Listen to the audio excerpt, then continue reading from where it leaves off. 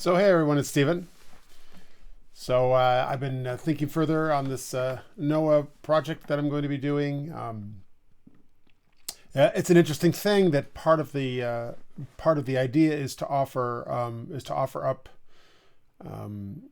God's own creation to Himself, which is what we do in the Divine Liturgy and the Orthodox Church. The climax of the service is that we're offering ourselves up to God, recognizing that we are His creation and offering His creation unto Him, which is an interesting sort of a circular thing, but that's it's great. So anyway, so in our altar, the altar in the church in the Orthodox Church is made of wood. And but it doesn't have nails in it, and it's held together with a glue that's the sap of a tree. So the glue can't be a compounded, or can't be a sort of a man-made thing. It has to be a natural thing, and the sap of a tree can be used as a glue. They're called mastic. Glues are sometimes called mastic, but mastic is also a tree sap. So these altars are made of wood, and they're held together with the sap of the tree, of the wood. So it's all tree. And of course, this is not only the idea of an altar where you're offering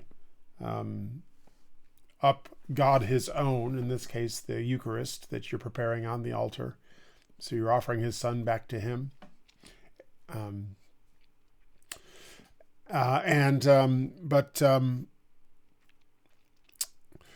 But the altar is also the tree representing the cross, right? So the altar is made of wood. We're recognizing the cross and that Jesus suffered and died for us, and then we're offering the Eucharist to heal ourselves, but also we're offering unto God His Son. And so it's great. So I was thinking of doing this Noah thing. I've talked about that, and so when I was thinking about how to build the altar, well, a stone altar, but in stonework, the best, most skillful way of laying stones is with as little cement as possible. So it's called dry laying of stones. So this building I'm in is when we bought the property, this building had been here for 150 years, and it was dry laid stone, no cement.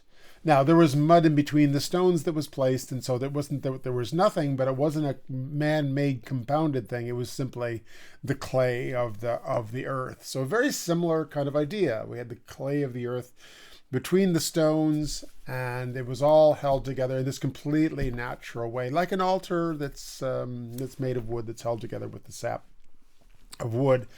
So that's, the whole building is that way. Maybe I should do the altar the same way, and so my altar to Noah will be as dry laid as possible. Now, it's hard to do entirely dry laid without being able to shape stones, and you need a lot of skill to shape stones. And maybe if I spend enough time at it, I can do a completely dry laid altar, but I'm going to have to be learning stonemasonry. And I've seen stonemasons build dry laid stone edifices. I have one in my in my distillery that was built by a very skilled stonemason, a stone edifice.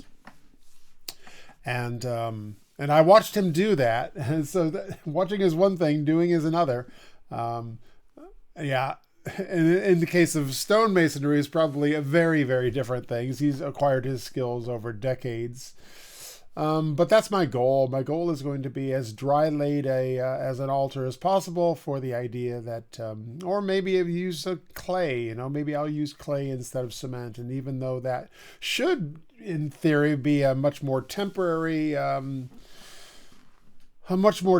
solution. This building was here for 150 years. The house had burned down on top, and the stone was still here, and there was no cement. So So I guess I should probably not worry about things like this since they have been presented to me in such an obvious manner. So yeah, my no altar is going to be dry stone laid, maybe some clay here and there, so I don't get too frustrated when the stones keep collapsing. It'll be fun to see how much I can put up with before I resort to to some material between the stones, and I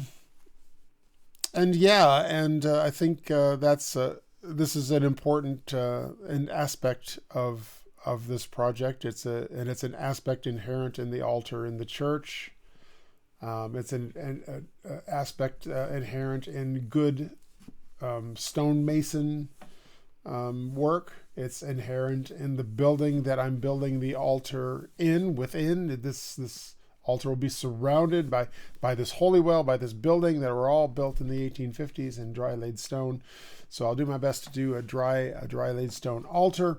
The way that I think it's thought that Noah did. Noah didn't have cement, and he piled some rocks on top of each other to build that first altar in recognition of the God that had saved him from death by giving him the instructions on how to build the ark and how his sons would be the owners of the earth. They would be given vast sections of the globe, and all of the peoples of the earth are descended from Noah's sons in that way. So anyway, that's it for today. Thanks.